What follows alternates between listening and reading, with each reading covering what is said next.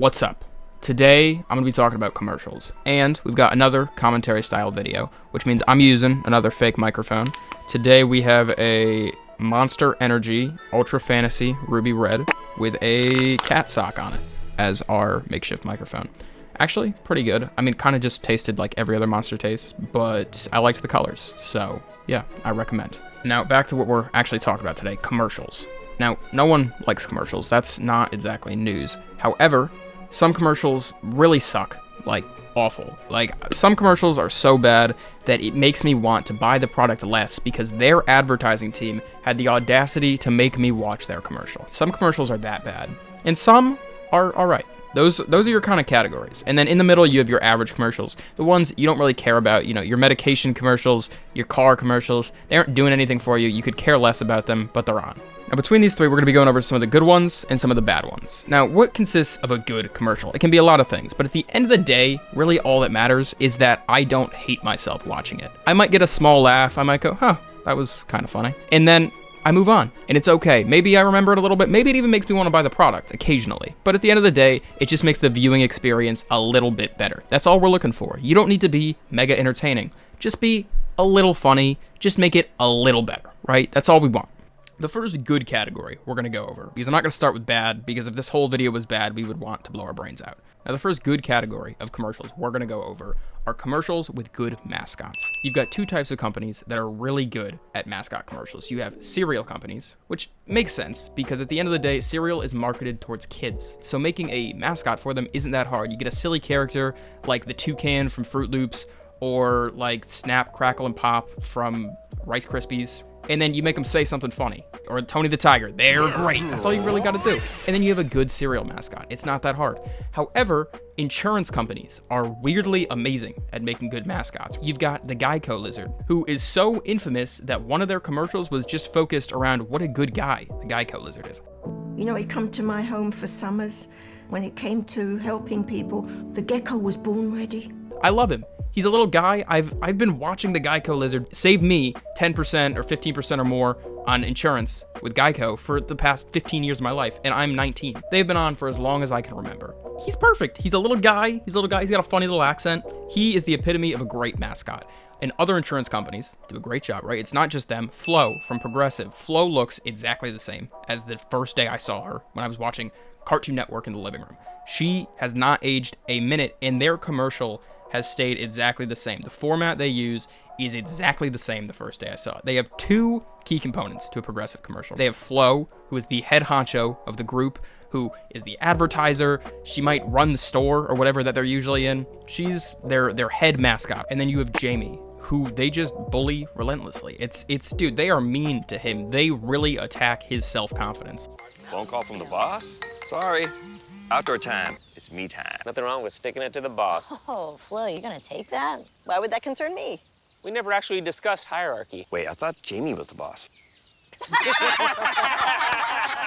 funny because I'm not boss material. Like, they make fun of him so much that he makes fun of himself. That's half of the fucking commercial, is just making fun of Jamie. And I love it. It's great. It's funny. It's a little cyberbullying, except instead of cyberbullying, it's a big group of friends just making fun of one person. We love Progressive. We love Flo. Am I ever going to get their insurance? Of course not. But I like their company because of it. And one more recent company that just started making commercials. I just started seeing them in the past few years, and it's phenomenal. It's creative. It's NJM Insurance. If you don't know them, because they're pretty new, I think, it's No Jingles or Mascots Insurance. And I know what you're thinking. Why am I adding them when their name is No Jingles or Mascots? How can they have a good mascot? Every NJM commercial runs exactly the same. This is how it goes. Some guy will walk in a mascot costume, and they will ask the NJM secretary, hey, are you guys still looking for a mascot? I want to interview. And for some reason, the secretary just calls shots on this, goes, no, we don't need a mascot. We just have great insurance. And then the mascot leaves and he's sad. I don't know why the secretary is making the calls for the company, but she is. And you know what? It's creative, and their mascot is not having a mascot. And that's kind of cool. That's kind of cool. It caught my attention. I'm talking about it. So they did their job. It's good. It's creative. Am I going to get their insurance? Of course I'm not. But you know what? I like it. One final one. Jake from State Farm. He is universally beloved. I don't even know his last name. And I love him. I love him. Everybody loves Jake from State Farm. He's great. I don't even remember who the last guy was because Jake has done such a phenomenal job. I love Jake from State Farm. and I'm not buying their insurance. Again, I'm not doing it. I'm not ever getting insurance, period. Point is, if you can get me to like your mascot in a commercial, I will end up liking your company. And that's all these companies need to do. And that's what a lot of great cereal companies and insurance companies do, is they make a great mascot, and then I love their company because of it. From the little Cinnamon Toast Crunch cannibals to bullying Jamie relentlessly in progressive commercials, all you need is a great mascot. Now, okay, we've done our good. Now we gotta do some bad commercials. This category is gonna be for companies that advertise a premium version of their free product. Let me give you a perfect example. Spotify. Now, Spotify doesn't just advertise for themselves on other platforms. They advertise on their own platform for their premium service, and they don't just tell you the good things about their service, like, hey, you don't get ads, you get skips. They'll mention it, but the primary part of the ad is just degrading you for not having it, for being too poor to afford it. They will even go as far as to tell you you used to have it, and it was a lot better when you did, and when you weren't broke, and when you could afford Spotify Premium, and now you don't have it. And they'll say, don't you remember when you had it and you could skip ads and shit? Now you can't. You should go back to not being broke. They bully you into trying to get Spotify Premium. It's horrible. I have one commercial that has been playing on repeat in my head for the past, I don't know, 5 years, however long I've had Spotify and not had Spotify Premium. It's been a long time. It plays on loop in my head every day, and it actually just doesn't leave. It is there forever, okay? Here's what the ad is. Thanks for listening to Spotify. No, really, you could have listened to the radio. You could have spun some vinyl. You could have played a cassette tape. You could have listened to an 8-track tape, if you knew what an 8-track tape looked like. But you listened to Spotify. Thanks for that. And you still have hundreds more playlists to enjoy.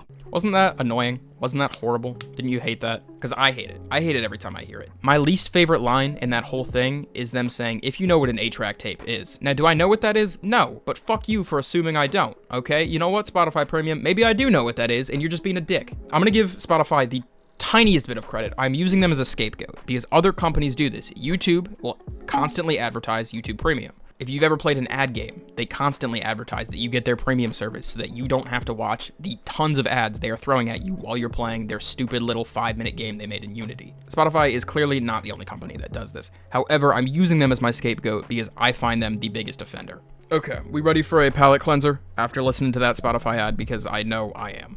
Now, the next category we're doing, it's a good one, is going to be not exactly a commercial, but advertisers and companies in general who are funny on social media. Now, funny is generous. You know, some of them they're okay. But the point is some companies will hire young social media managers. Social media managers that just go on TikTok or Instagram and know kind of what's funny. Not exactly, they don't always hit it out of the park, but in general, they kind of are in the ballpark of what's funny, and it makes a more enjoyable experience when you're on things like Twitter or Instagram and you have to deal with massive amounts of stupidity and brain rot. Two great examples of this are Opera GX, who has kind of run its course at this point. However, they still will post and reply some funny shit here and there, and Duolingo. Starting with Opera GX, they are more focused on fucking with people and reposting memes than actually advertising their own product. They advertise, just not that often. But you know what? People like the browser because of that. They're funny, they have a good social media manager, and people like the browser. Opera GX is doing great, and part of it is because they have a great advertising team and because they have a good social media manager that runs that account. Now, Duolingo also has kind of run its course at this point, but they will make videos of their little bird, their bird mascot, the little green guy, yelling at you for not doing your Duolingo and messing up your streak. But not just like getting mad at you and saying, oh, you gotta go do your streak, man. You're gonna mess up your 20-day streak you got going for doing Duolingo every day. It's like he's kidnapping you and putting you in his basement or something. Which, after you've seen it 10 times, is like, all right, we get it. You're a fucking serial killer or whatever. But the first time you saw it, it's like, oh, it's the Duolingo bird on my For You page kidnapping somebody. Like, that's kind of funny. Point is these two companies kind of run the same way. They use social media and just kind of post funny shit instead of worrying so much about advertising, and they find that people will be attracted to their product because they like the company, because the company is posting funny stuff on their main account that has a bunch of notoriety for being this big corporation. It makes the viewing experience on social media just a little funnier, and it adds to it. So they do a phenomenal job, even though, again, they've kind of run their course, but new companies come in and they replace them. Okay, we gotta go back to bad. We can't stay on good all day. We've got some specific companies now that I'm going to talk about that I think have either done a really bad job, which we're going to start with, or a really good job. I have another problem to pick with YouTube. YouTube, for some reason, likes throwing in really long ads sometimes. And I know that doesn't seem like that big of an issue, right? There is a skip button after 5 seconds on almost every ad. But I have seen, now this is an extreme example, but I have seen a 3-hour church service advertised to me before, in between my like 10-minute videos. A 3-hour, maybe it was an hour and a half. It was over an hour-long church service. I don't think there's anything wrong with advertising your church or your place of belief on YouTube. That's fine. But give me the bullet points, all right? Man, I'm not gonna... My intro to your church is not gonna be an entire service. Give me your like 10 things you believe in and like why I should come there. I'm baffled that YouTube doesn't say, hey guys, they're just gonna skip the ad. We can't give you a full hour-and-a-half slot in between videos. We need you to give us like a 30-second clip. They could message me and I would edit it down for them. I am astounded that there is no advertising team for this church or just for other companies that do this same thing. They'll put like a 30-minute ad in. You gotta edit this down. You gotta edit this. This just looks bad. And you're paying for this huge slot on YouTube for it just to get skipped after 5 seconds. Like, I don't even know what it's about, like what you're advertising, because after 5 seconds, I've already skipped your 30-minute infomercial. It's bad.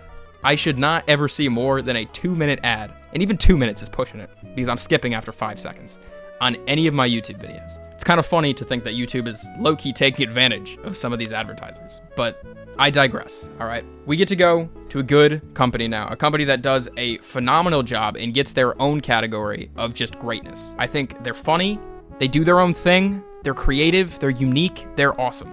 And this is Mattress Firm. They advertise, I don't know if it's Tempur-Pedic mattresses, I forget. They have the same advertising model every time they do a commercial. It starts with someone doing something bad. For example, a grandmother catfishing young men on a dating app. They think that's me. Some of them even send me gift cards. After person 1 says they've been doing something horrible recently, person 2 in the commercial will say, Nana, how do you sleep at night? Person 1 will then talk about how they sleep on a Mattress Firm mattress, so they sleep all night long. That's their catchphrase, all night long. And it works. It's funny every time because all they need to do to make a new commercial is think of someone doing something awful or just being a dick, film it, and then put in their little tagline at the end, and that's their commercial, and it's funny every time. Because Nana sleeps hot.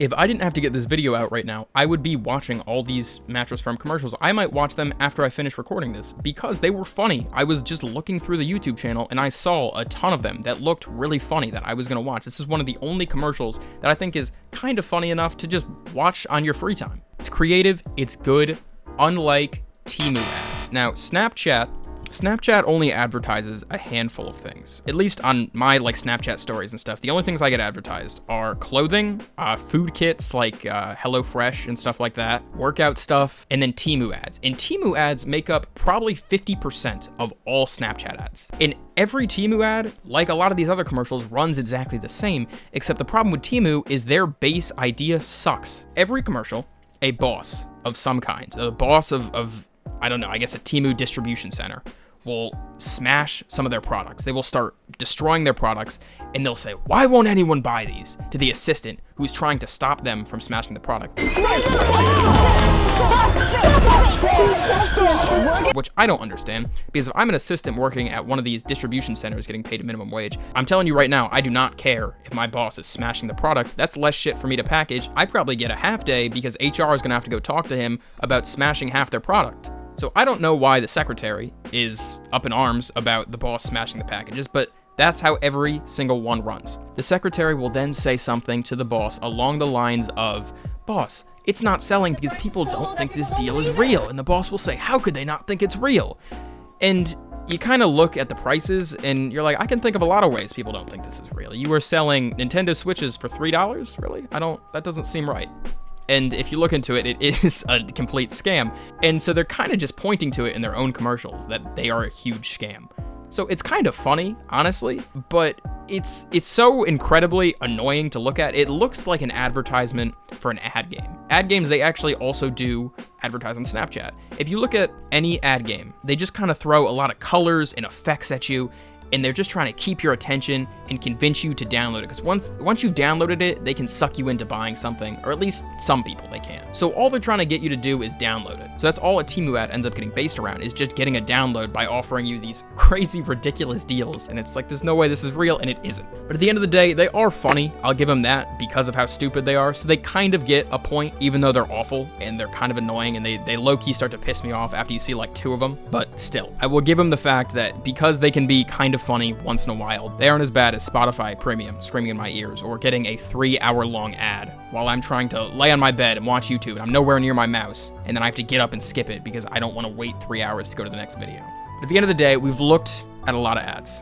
We've seen a lot of good, we've seen a lot of bad. And, you know, I think the one thing you can take away from all this is who fucking cares? Because all these ads suck anyways, and they take away time from watching the actual content we want to watch. So, no matter how good the ad is, it's still annoying.